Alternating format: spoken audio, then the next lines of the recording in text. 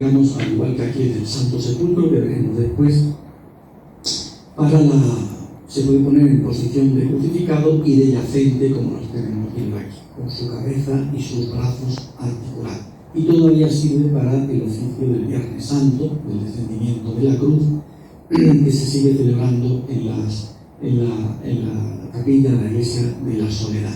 Fíjense usted, por ejemplo, el paño de pureza, lo barroco que es, y la multitud de pliegues que aparecen ahí, ajustados a la cintura, con ese efecto de claroscuro que contrasta con el aspecto terso de la anatomía, una anatomía que tiene un sabor todavía clasicista. Clasicista me refiero a la tradición grecorromana, en sus proporciones, etc. Pedro de Noguera, además, va a ser el escultor que terminará haciendo el mejor encargo, o uno de los encargos más apetitosos de la época, de escultura y ensamblaje, que es la sillería de coro de la Catedral de Lima, que están viendo ustedes en la pantalla. Es una sillería que es lo mejor que se estaba haciendo en ese momento en toda América, no ya en el Virreinato de Perú o en la actual ciudad de Lima, sino que se estaba haciendo en México, desde el punto de vista escultórico. Nada parecido a la categoría de esta sillería. Sobre todo, cuando una sillería que se ha movido mucho, porque estaba con la del Cuzco, en medio de la nave central, frente al altar, pero en el siglo XIX se traslada a la cabecera. Ahí pierden algunas sillas, pero se ha conservado prácticamente todo, y sobre todo los paneles escultóricos, de los cuales aquí les enseño, por ejemplo, algunos de ellos: la figura de San Pedro o la figura de San Sebastián. Fíjense ustedes, por ejemplo, este Pedro de Noguera, sin duda alguna, fue un escultor de gran categoría.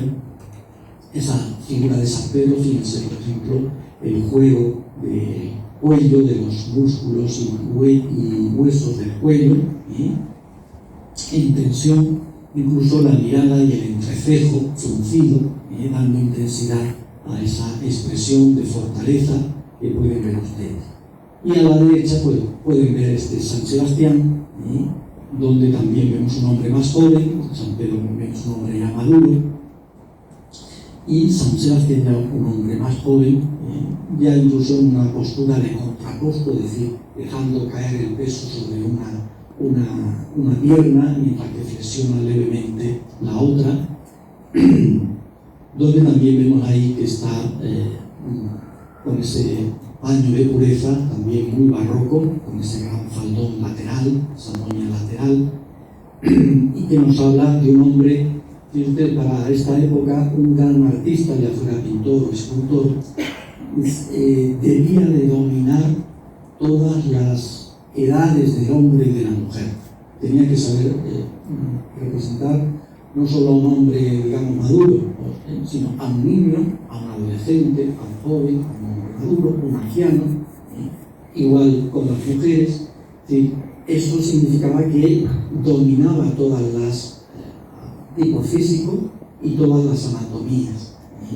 Pues algo de eso es lo que demuestra Pedro de Noguera en esta sillería de coro de la catedral, porque ahí hay unos 50 paneles de alto relieve de distintos personajes: los padres de la Iglesia, los evangelistas, los apóstoles, los fundadores de las órdenes religiosas, etc. Y ahí él demuestra que domina cada uno de esos personajes, desde el niño, de un angelote, hasta un hombre joven, como San Antonio de Padua, por ejemplo, un hombre maduro, como vemos aquí en San Pedro, o un hombre joven, como vemos en San Sebastián. Los artistas que trabajaron ahí, por supuesto no me voy a detener en cada uno de ellos, fueron Luis Ortiz de Vargas también, Luis de Espíndola, Gaspar de la Cueva, todos ellos de origen sevillano y con ese mismo lenguaje, que curiosamente todos ellos quisieron hacer la sillería de coro de la catedral, incluso a raíz de ese intento de hacer la sillería, porque era un buen proyecto y además económicamente también era de un presupuesto elevado. Entre ellos surge una serie de pleitos muy enconados contra otros, muy curioso también de las diatribas que puede generar un encargo de este tipo, sobre todo cuando es de gran tamaño, de gran envergadura, ¿no? De tal modo que después de muchos ida y venida, incluso el pleito se lleva al Consejo de Indias, que ya debía de un poco de rebasar lo que era lo habitual. Al final se termina quedando con el proyecto de Pedro de Oira. Y los otros artistas, unos emigraron al Alto Perú, como Luis de Espíndola o Gonzalo de la Cueva, y otros se quedaron en la ciudad, pero al poco tiempo se vuelven a Sevilla, como Luis Ortiz de Vargas.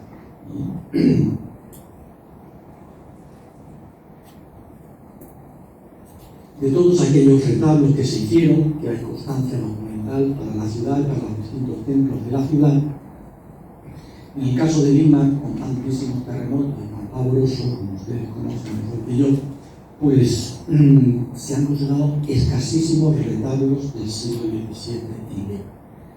Del principio del XVII no hay casi ninguno, y sobre todo los grandes retablos mayores de los templos, esos han desaparecido. Hay una excepción, que es este que están viendo ustedes aquí, que es la capilla de la Inmaculada en la Catedral de Lima, que es un retablo retocado en el rococó, repintado con ese azul, celeste, etc., pero básicamente se conserva en buen estado. Ha sido restaurado y bueno, nos podemos hacer una idea de lo que eran los retablos de Lima a mediados del siglo XVII. Este fue realizado por Asensio de Salas y ahí intervienen una serie.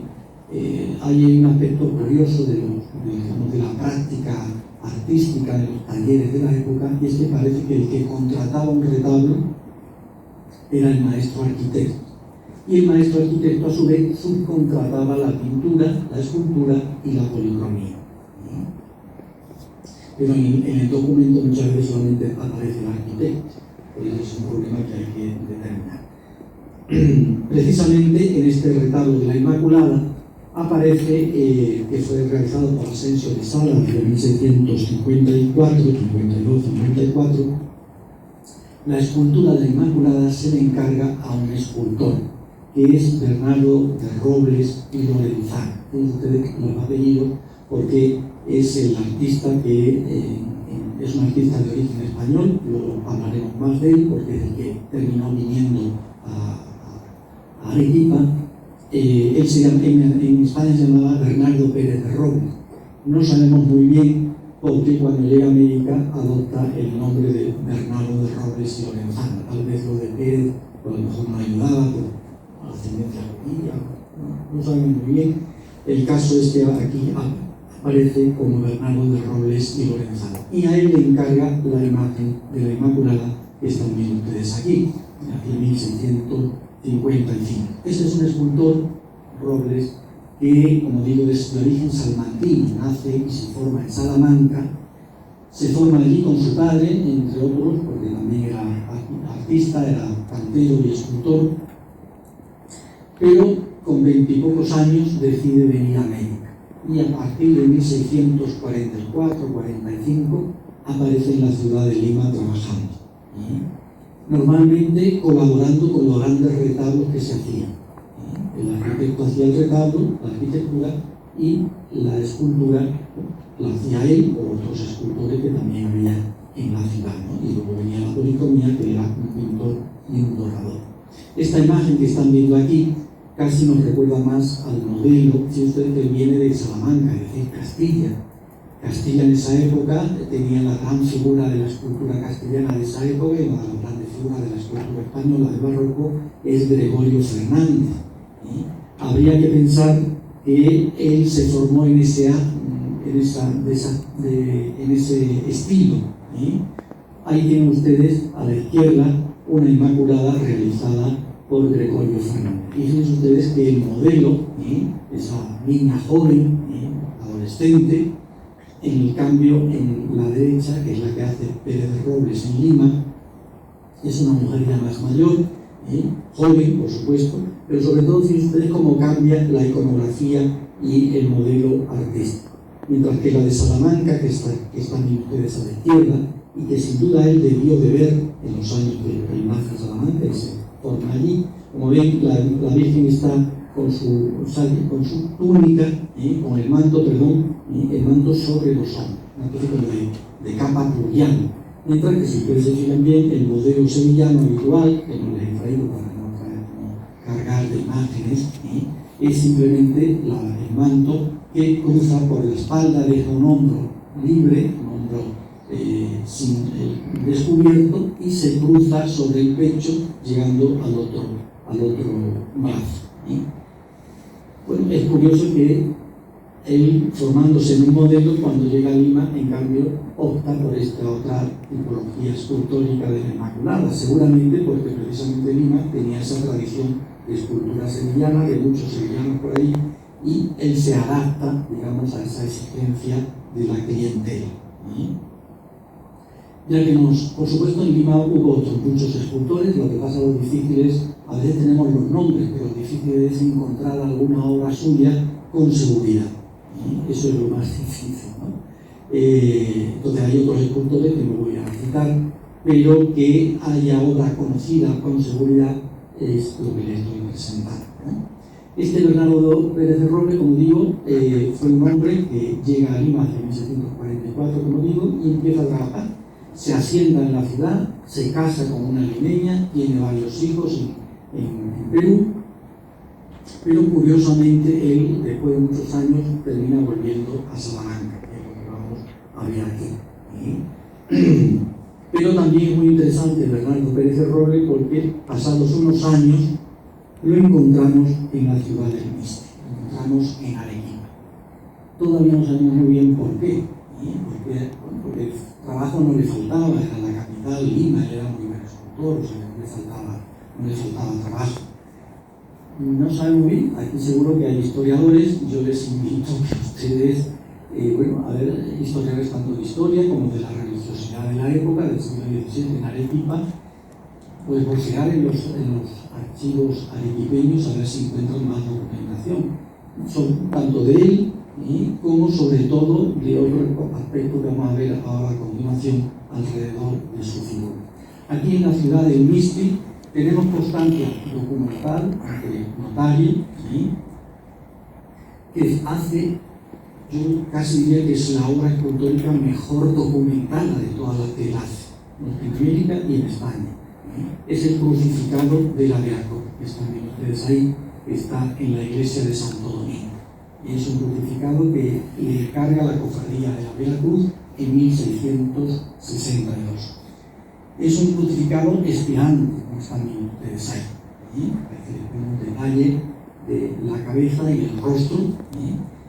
Pérez de Roble es una personalidad artística indiscutible, en el sentido de que tiene un estilo personal propio fácil de identificar, tanto por los tipos físicos de sus esculturas, ya sea un hombre o sea una mujer, como por el modo de trabajar los paños. El tema de los paños no es que sea una obsesión de la historia de arte, es que era algo que preocupaba mucho en la época. Más que preocupar, se disfrutaba mucho y se saboreaba mucho en la época cómo estaban puestos las pliegues de los paños, y los pliegues de los paños traslucían de algún modo la anatomía general de la figura, o simplemente eran paños que se ponen encima. Los juegos escultores, los juegos de paño normalmente terminan traduciendo los volúmenes generales de la escultura.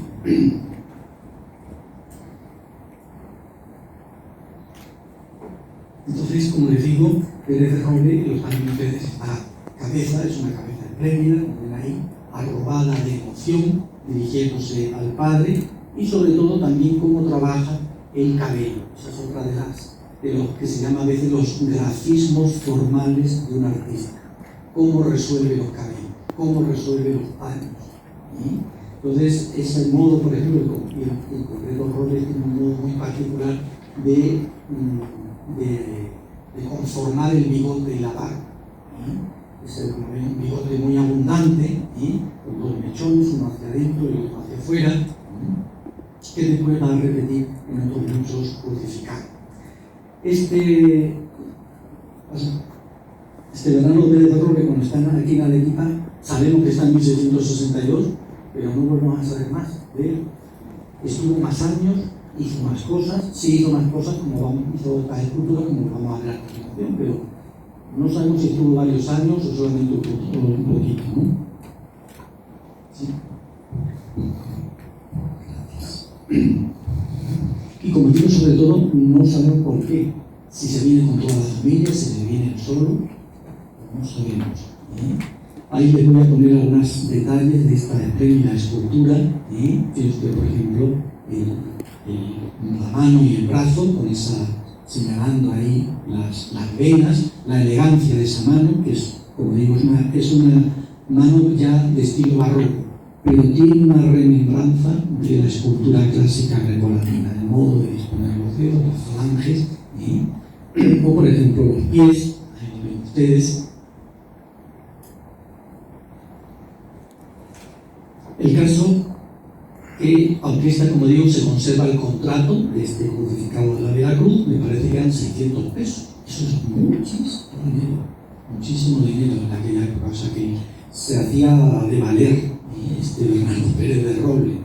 Y había una clientela, como digo, que le contrata expresamente para que vaya a Arequipa, para que venga a Arequipa. También porque a veces hay esculturas hechas en Lima que se llevan a pueblos, a veces pueblos muy lejanos. Estoy acordando ahora de un resucitado de Luis Espíndola que se contrata en Lima, pero que va a un pueblecito de Trujillo, de Chiclayo, que se llama Mochumí, y es una escultura de tamaño natural que se hace en Lima y se lleva a ese.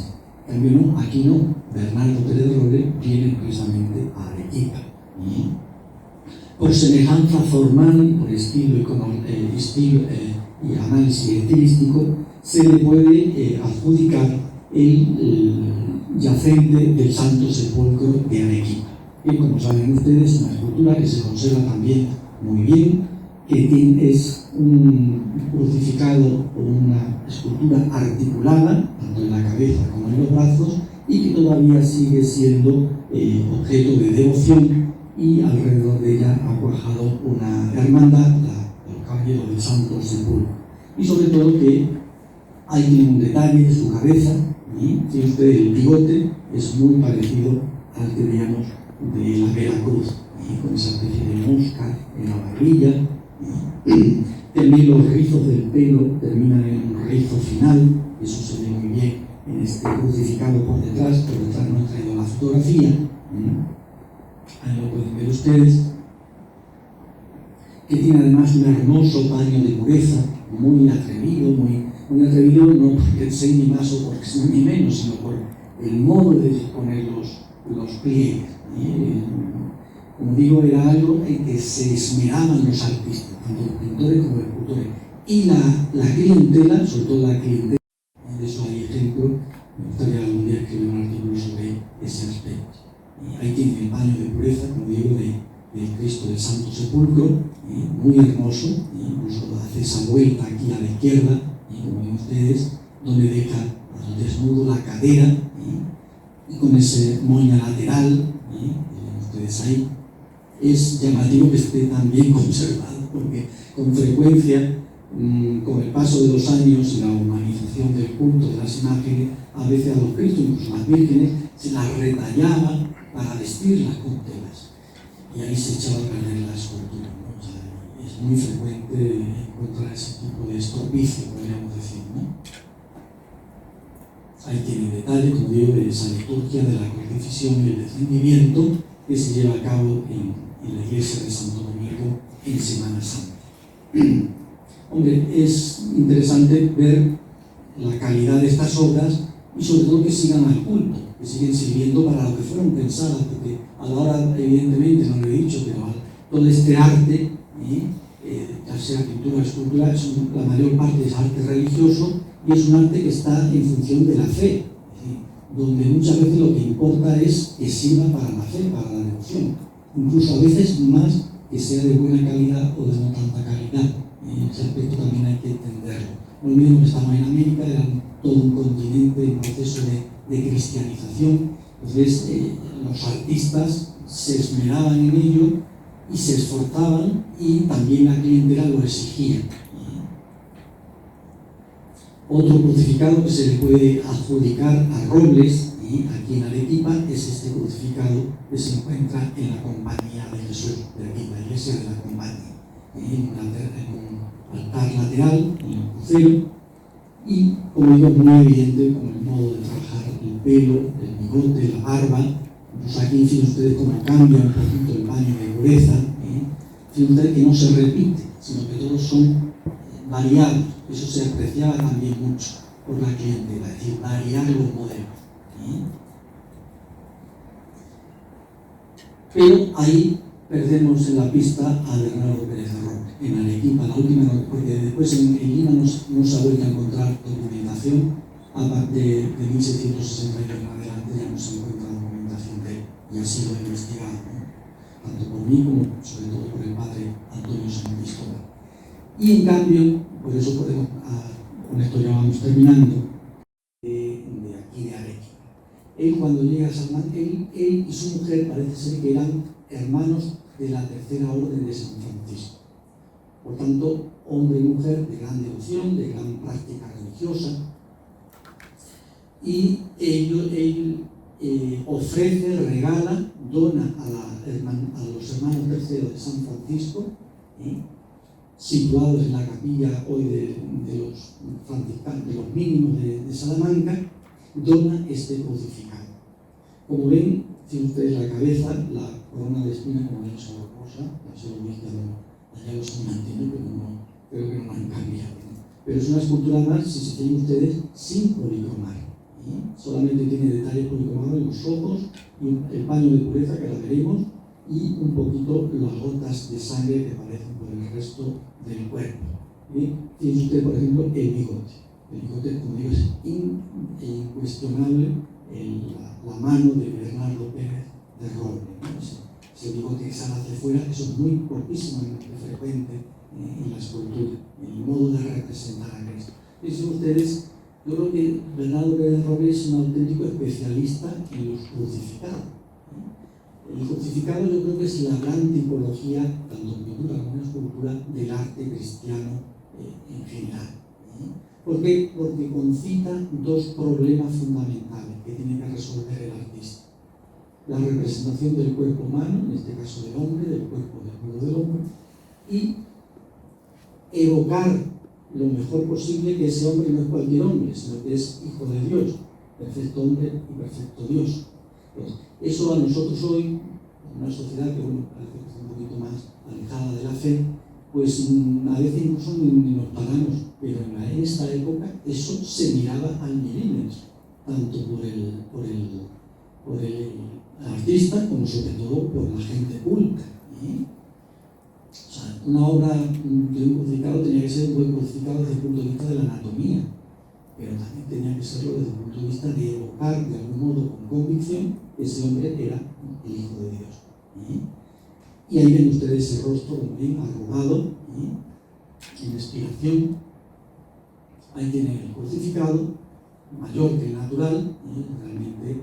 Y fíjense ustedes, esto se fecha hacia 1670, 71, 72, él lo ofrece a la orden tercera de los frailes franciscanos, de la orden tercera, los mínimos. Pero aquí viene la historia también muy interesante, que enlaza ese camino de ida y vuelta y que enlaza a Arequipa con el arte español y al Perú con el arte español. Porque es indiscutible que la madurez del estilo de Bernardo Pérez de Roble fragua en el Perú. Él viene muy joven, viene formado ya como escultor, pero viene muy joven. Entonces, de algún modo, el ambiente artístico y religioso de la sociedad peruana de entonces, de Lima o de Arequipa, termina conformando sus esculturas, sus modelos. Para decir ustedes que esta escultura, el Cristo está completamente con los brazos en horizontal, no está descolgado. Lo lógico, cuando uno clava un cuerpo, es que se descuelga. Eso es un artificio, lógicamente, un artificio del artista. ¿Para qué? Porque el descolgar excesivamente el cuerpo de Cristo es como si fuera un hombre corriente, un reo corriente. El modo de darle majestad, ¿no? El modo de darle mayor énfasis y mayor dignidad es no terminar de descolgar. Otra cosa además porque es un Cristo vivo, es un Cristo vivo. Ahí ven también el típico paño de pureza con esas dobleces que son muy propias de su estilo. Fíjense ustedes la anatomía es una de, aunque estamos en el pleno barroco, es una anatomía todavía clasicista, es la anatomía que se hacía a principios del siglo XVII. En el fondo, como digo, está haciendo su gran esfuerzo por plasmar ahí un hombre perfecto y al perfecto Dios que era Jesucristo. Y más interesante, y ya con esto voy terminando, ¿por qué hace ese ofrecimiento? El ofrecimiento que él hace, lo hace, se llama el Cristo de la Agonía, este de aquí, hacia 1770, 72, el gobierno está politomado, pues él lo hace a cambio de que los frailes todos los días al anochecer rezaran un credo por los agonizantes, al son de una campana, la campana de la agonía. Y más interesante aún, que es una costumbre que hay en los conventos de nuestro Padre San Francisco, en las Indias, de donde él ha venido.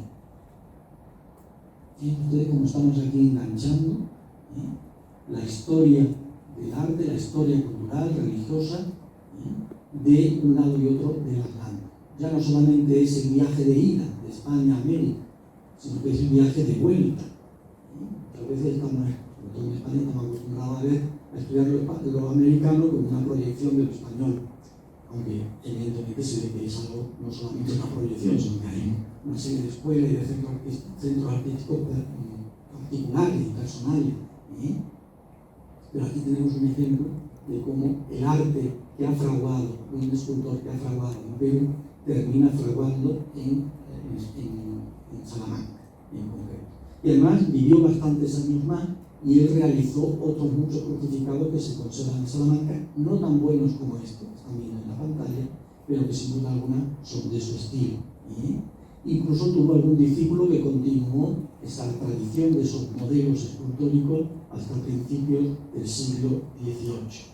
Ahí tienen ustedes las dos grandes esculturas de este artista, de Bernardo Pérez Robles y Lorenzana, el Cristo de la Veracruz, los dos espirantes, y el Cristo de la Agonía de Salamanca. Y el Cristo de la Agonía, que es su gran obra, sin duda alguna, está bebiendo, es el modelo, en buena medida, que ha hecho en Arequipa. Y como digo, con esa finalidad de rezar un credo por los agonizantes. Hay, no me acuerdo quién, pero en Arequipa encontré otro documento que era, me parece que el mayordomo de la Veracruz hace testamento y deja una manda para celebrar misas por los agonizantes. Esa costumbre nace en Perú, pero nace en Lima, nace en general en todos los conventos franciscanos del Perú, o nace en Arequipa. Entonces, les invito a ustedes, los historiadores, que busquen y a ver si podemos sacarle la vuelta a este tema, porque sería muy jugoso, ¿no? Doctor, ¿nos puede dar un pequeño resumen de la exposición que presentó? ¿Qué tan importante es mantener, digamos, viva estas imágenes, ¿no? Ha hablado de un salamanquino que tuvo también que pasó por Arequipa. Sí, lo que hemos visto en esta conferencia, como digo, es unas manifestaciones escultóricas que hay en el Perú, en concreto en Lima especialmente, porque es lo que se ha estudiado más hasta ahora. Pero ahí hay un artista que es de origen español, que trabaja en Lima y que después vino a Arequipa. Y ahí hace una serie de esculturas de gran calidad. Entonces, y sobre todo donde se puede ver la profunda religiosidad del escultor a la hora de realizar esas imágenes, junto con una gran maestría artística, de dominio de la técnica, de la talla de la madera, policromada, ¿no? Arequipa guarda imágenes muy importantes. Sí, estas que hemos visto en la conferencia son de bastante importancia, sobre todo no solamente para los arequipeños, sino que es también importante para los españoles y en general para el Perú, ¿no? Porque es un artista que trabaja también en Lima, ¿no? Entonces, que viene a Arequipa, entonces, y que después se vuelve a Salamanca, ¿no? Que no es frecuente que haya ese tipo de artistas que se vuelvan, ¿no?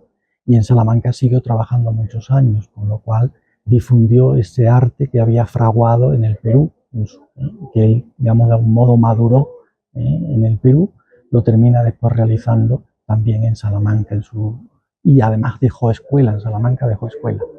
Si nos dice el nombre del artista. El artista es su nombre español es Bernardo Pérez de Robles, pero cuando llega a Perú cambia por Bernardo de Robles y Lorenzana. ¿Por qué el cambio? No lo sabemos muy bien, tal vez en lo de Pérez, pues a la hora de emigrar, pues podía decírsele si era de ascendencia judía o no era cristiano griego, algo que pudiera ser, por el Pérez, ¿eh? Pero no lo sabemos exactamente. De todas maneras, no es infrecuente que se cambien nombres o apellidos en la época. Hay otros artistas que les pasa lo mismo, o sea que no es infrecuente, porque esa idea que nosotros tenemos que nuestro nombre es nombre, apellido y apellido, eso en esa época no estaba fijo ni era obligatorio, entonces se podía cambiar. Hablaba que este artista, este escultor, vino muy joven Sí, a sí, Lima. llegaría con 20 y pocos años. Entonces, pero venía ya formado, o sea, ya era escultor. Ahora, otro dato interesante era de que él era devoto. Es por eso que también las tallas... Bueno, en la época fundamentalmente se hace escultura religiosa, ¿no? En España y en América especialmente, ¿no? Pero además era de profunda religiosidad, porque era nada menos que hermano tercero de la Orden de San Francisco. Eso significa que era un hombre que estaba comprometido con la práctica de los sacramentos, de la oración, etcétera. Incluso en su inventario de bienes cuando muere aparece ahí una serie de libros de carácter religioso, ¿no? Incluso ahora me estoy acordando, aparece un arte del pirú, que debería ser una gramática del quechua a lo mejor. Refiriéndose al país. Claro, una gramática del... El arte del Perú es el título del libro que pone el manuscrito, ¿no? Sí. Arte del Perú es el título habitual, con frecuencia, de gramáticas. Arte del castellano, de la lengua castellana, arte del Perú. Entonces, la de Perú puede que fuera un libro de gramática quechua. Es una posibilidad, ¿no? El tema de la escultura era parte también de la evangelización que se entendió o se desarrolló en Lima principalmente. ¿Y el sur cómo era? ¿Conoce un poco de ello? Yo no conozco tanto, ¿no? Pero bueno, es la evangelización que se hizo en toda América, de los pueblos nativos y también de los propios españoles que vinieron a vivir y que después terminaron casándose con peruanos o con peruanas. Y entonces ahí hay una necesidad, digamos, de alimentar esa religiosidad con imágenes, como se hacía también por otra parte en España o en Europa. Esa evangelización aquí en América hace 5 siglos, pero si pensamos en España, la primera evangelización fue del siglo II después de Cristo, o 3, ¿no? Entonces, es un proceso que se ha repetido a lo largo de la historia, ¿no? Viendo solo Arequipa, ¿usted ha visto de repente algunas otras imágenes importantes dentro de los templos? Sí, está muy por estudiar. He visto obras interesantes, obras de calidad, pero que están ahí, no se sabe mucho más de ellas, ¿no? De sus autores, de qué época es, porque falta esa investigación, como digo, documental y estudiada por historiadores y historiadores del arte, que identifiquen un poquito esas obras, de qué época pueden ser o de qué escuela. Hay algunas que sí se sabe, otras no es fácil. Finalmente, las esculturas siempre tienen esa emoción que transmiten a los feligreses. Esto también podría un poco motivar e incrementar el turismo religioso en el sur. Bueno, eso ya depende de las autoridades turísticas y eso ya son problemas que a mí me caen un poco lejos, ¿no? O sea, pero evidentemente el dar a conocer todo este patrimonio religioso también es interesante y puede dar lugar a no me gusta la palabra turismo religioso, ¿no? Porque uno cuando va a rezar no va a hacer turismo, ¿no? Pero sí de conocer, digamos, ese patrimonio religioso, me parece que eso es muy interesante, ¿no? Finalmente, hay una curiosidad, hoy en la mañana usted estuvo presente también en la exposición fotográfica dirigida a la historia. Sí. ¿Nos puede dar una opinión de la imagen estrictamente? Sí. Bueno, la imagen yo creo que es una escultura de un peruano anónimo por ahora, y no es fácil averiguar el nombre porque, como digo, no se sabe nada. Y es una imagen que podemos situarla pues, en el siglo XVIII, yo creo, ¿no? Bueno, ahí hay distintas opiniones, a veces muy dispares, pero bueno, mi opinión es esa. Muchísimas gracias. A ti.